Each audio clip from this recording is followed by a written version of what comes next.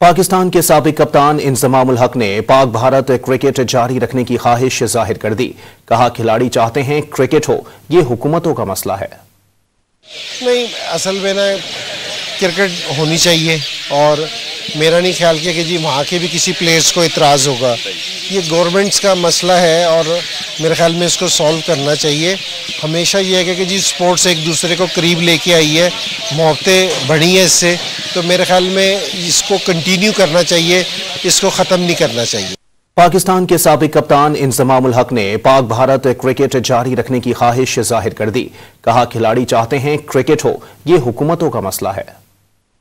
नहीं, असल में ना क्रिकेट होनी चाहिए और मेरा नहीं ख्याल किया कि जी वहाँ के भी किसी प्लेयर्स को इतराज़ होगा। ये गवर्नमेंट्स का मसला है और मेरे ख्याल में इसको सॉल्व करना चाहिए।